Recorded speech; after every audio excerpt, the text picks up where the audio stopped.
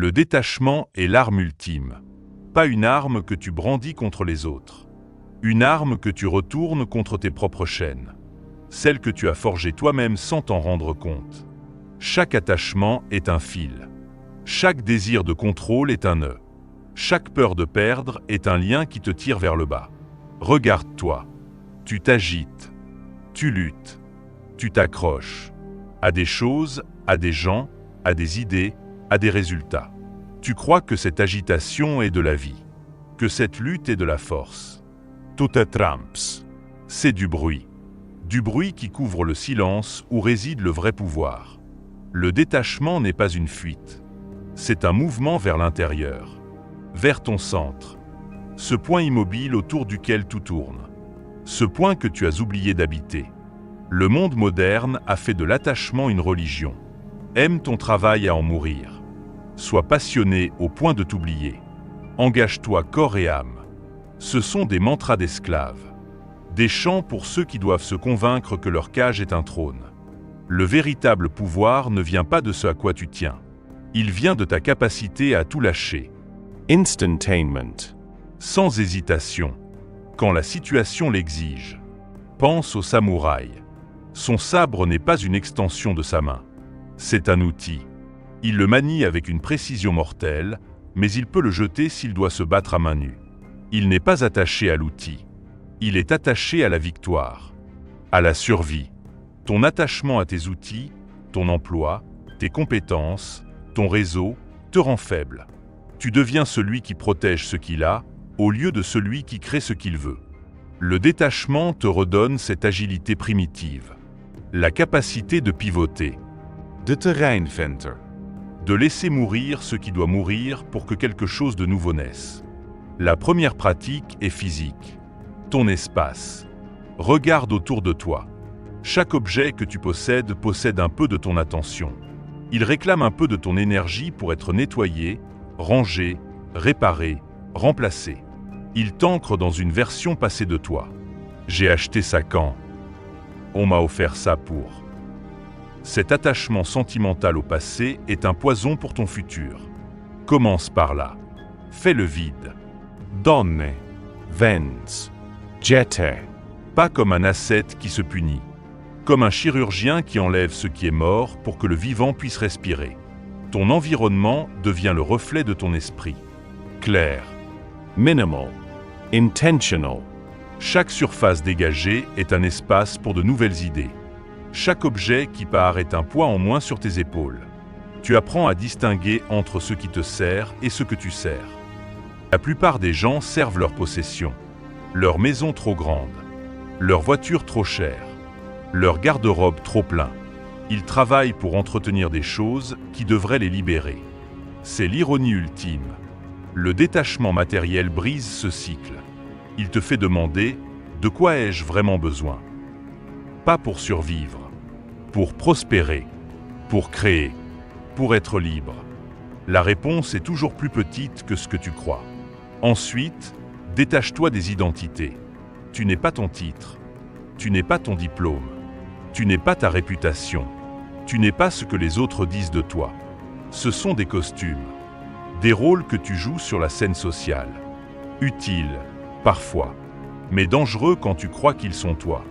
L'exercice est simple mais profond. Demande-toi, si je perdais tout cela demain, mon emploi, mon statut, mes titres, qui serais-je? La panique que cette question provoque est la mesure de ton attachement. La réponse, une fois la panique passée, est ton essence. Ce qui reste quand on enlève tout, c'est cette essence qu'il faut nourrir. Fortifier. Parce qu'elle est invincible. On ne peut pas te prendre ce que tu n'as pas. Si ton identité n'est pas dans les choses extérieures, elle ne peut pas être volée, détruite ou ridiculisée. Tu deviens comme l'eau. On peut te frapper, tu absorbes le coup et reprends ta forme. On peut te contenir, tu t'adaptes au récipient. On peut t'évaporer, tu deviens nuage et tu reviens en pluie. Cette fluidité est ta force. Les personnes rigides se brisent. Les personnes fluides survivent à tout. Parce qu'elles n'opposent pas de résistance. Elles contournent. Elles s'adaptent. Elles transforment. Le détachement des résultats. Voici le piège le plus subtil. Tu as un objectif, un projet, un rêve, et tu t'y attaches. Tu investis ton ego dans sa réalisation. Chaque obstacle devient une insulte personnelle. Chaque retard devient une torture. Chaque échec potentiel devient une menace existentielle. Regarde l'entrepreneur qui attache son identité à sa start-up. Quand elle échoue, il ne voit pas un projet qui a échoué. Il se voit, lui, comme un échec.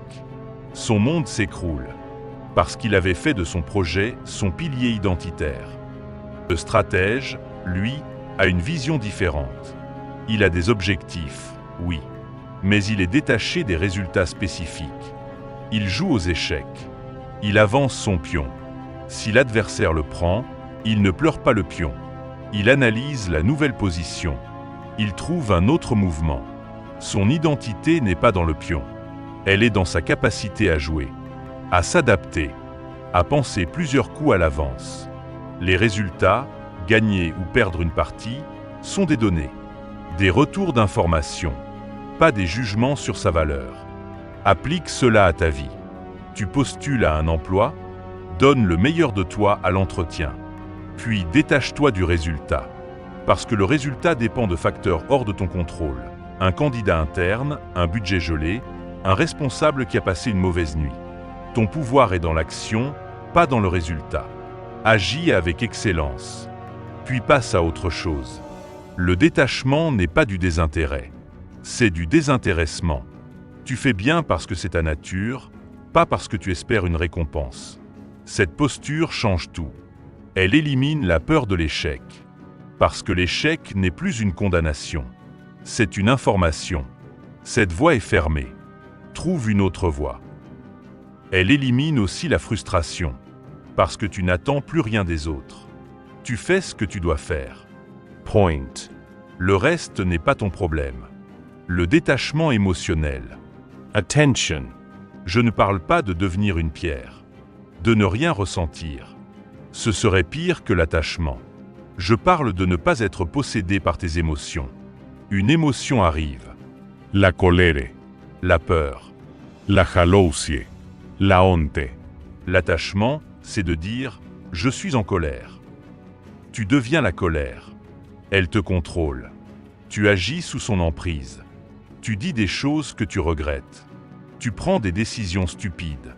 Le détachement, c'est de dire « je ressens de la colère ». Tu l'observes. Tu la nommes. Tu lui donnes de l'espace. Mais tu ne deviens pas elle. Tu es la conscience qui observe la tempête, pas la tempête elle-même. Cette distance, même de quelques millimètres, change tout. Elle te donne le choix. La colère peut être là, mais tu peux choisir de ne pas crier.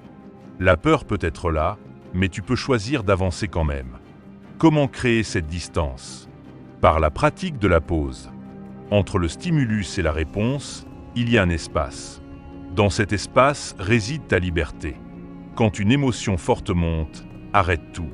Respire. Une fois, 2 fois. Demande-toi, que ressens-je exactement?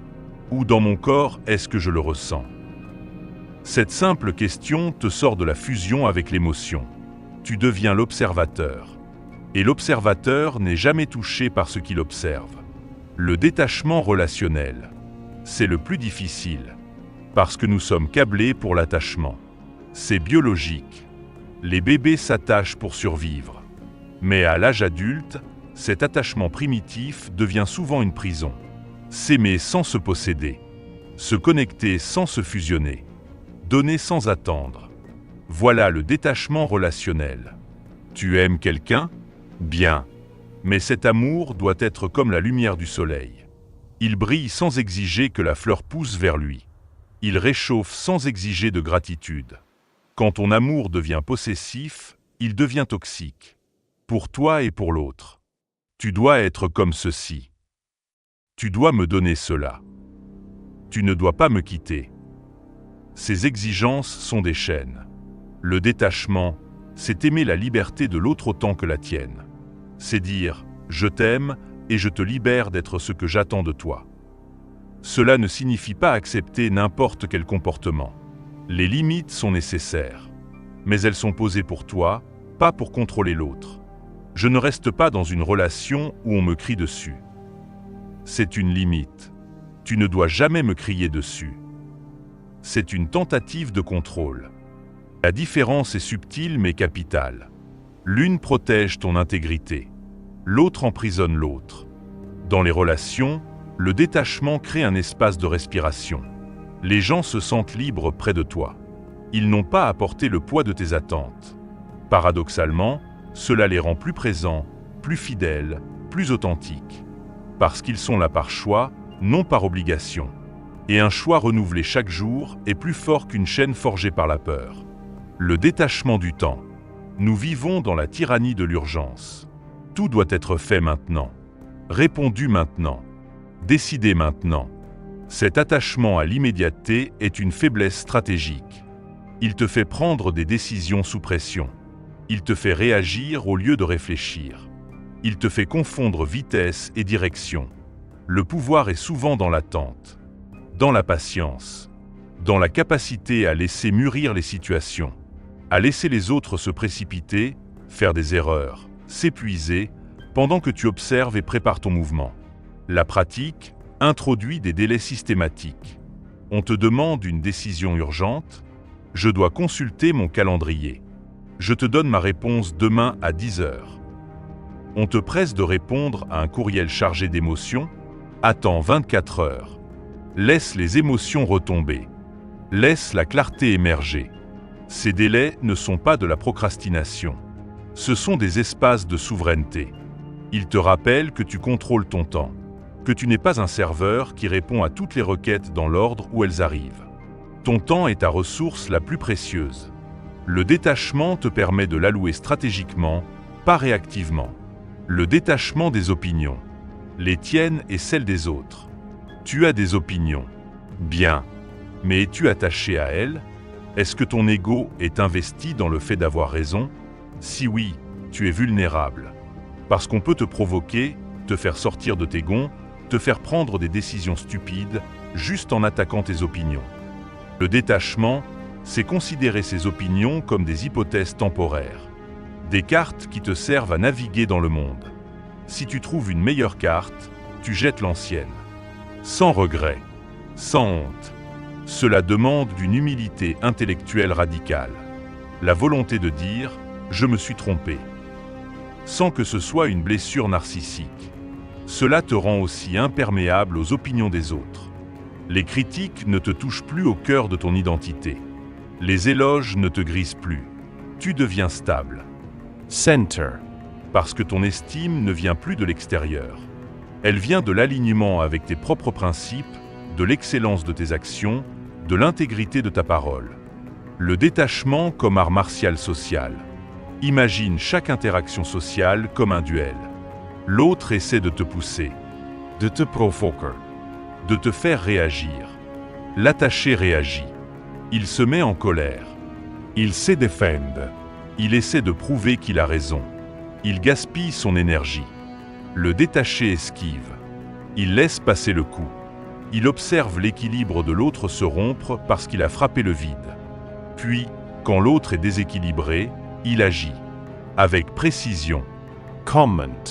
Il ne se bat pas pour gagner un argument. Il agit pour atteindre un objectif. L'argument n'est qu'un bruit de fond. Dans une négociation, celui qui est le plus détaché du résultat gagne. Parce qu'il peut dire non. Il peut se lever et partir. Il n'a pas besoin de l'accord. Cette position de force ne vient pas du bluff. Elle vient d'une réalité intérieure. Tu as d'autres options. Tu n'es pas coincé. Construis donc toujours des options. Ne mets jamais tous tes œufs dans le même panier. Aie toujours un plan B, un revenu alternatif, un réseau parallèle. Cette sécurité concrète est le fondement du détachement psychologique. Tu ne peux pas être détaché si ta survie dépend d'une seule issue. Le détachement ultime, se détacher de soi-même. Du récit que tu te racontes. De l'histoire de moi.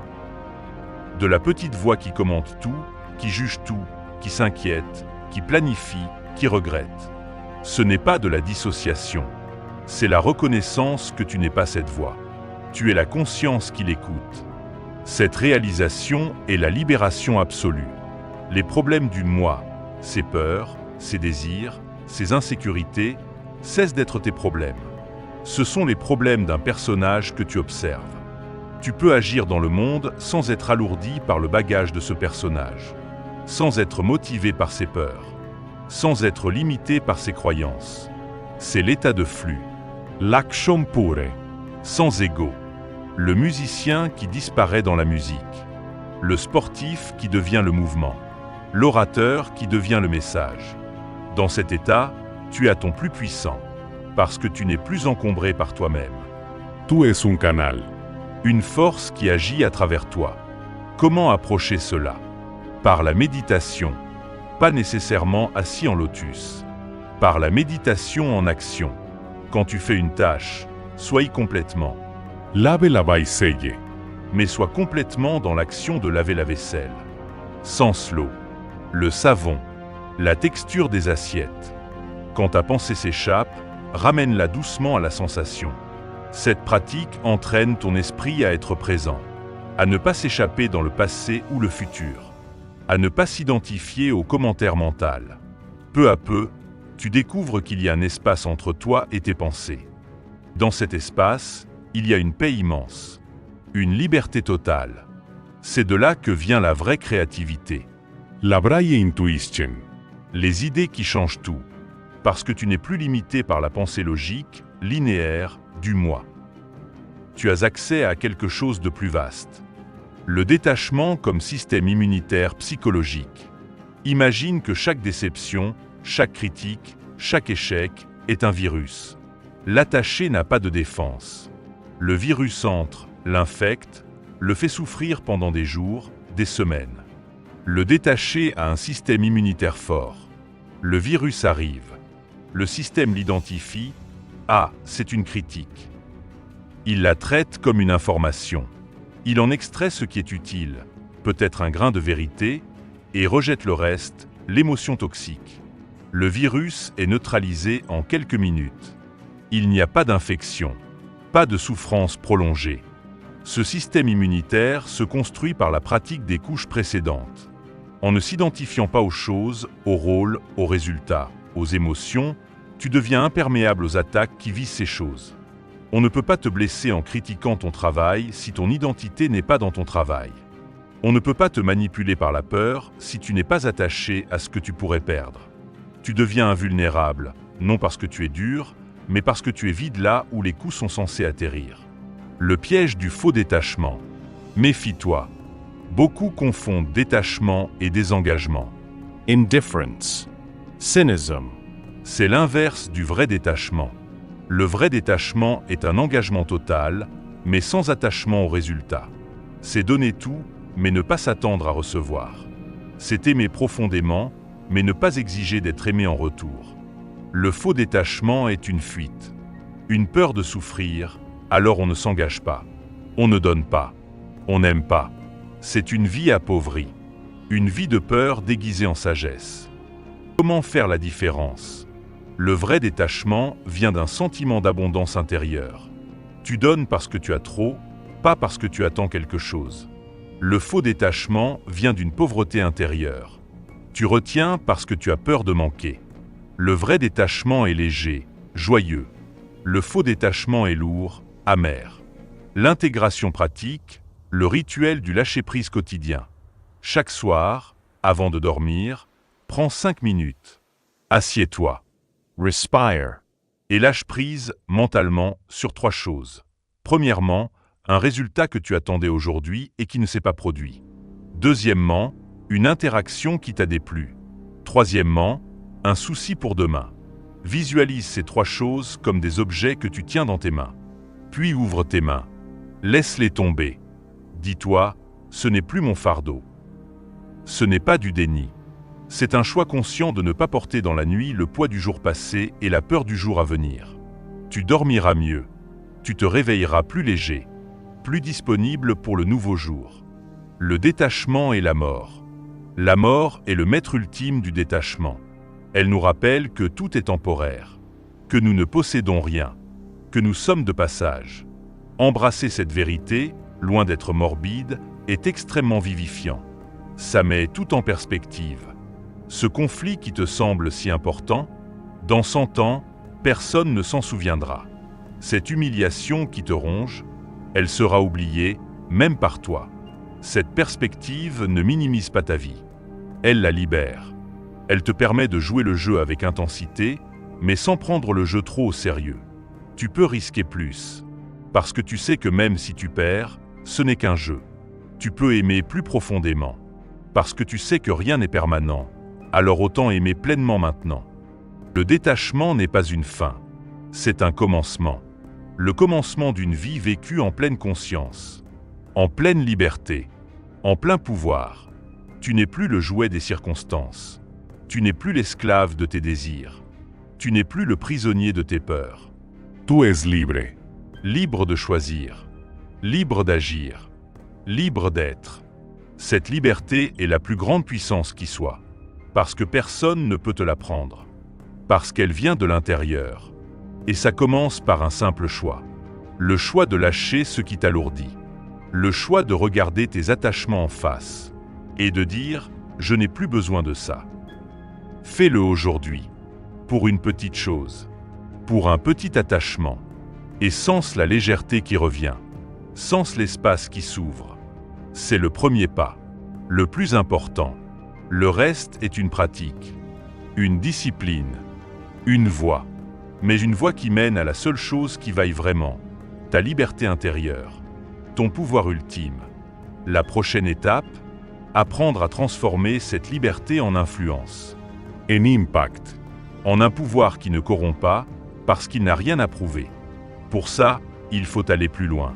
Si tu es prêt, abonne-toi, parce que le véritable pouvoir commence là où ton attachement s'arrête.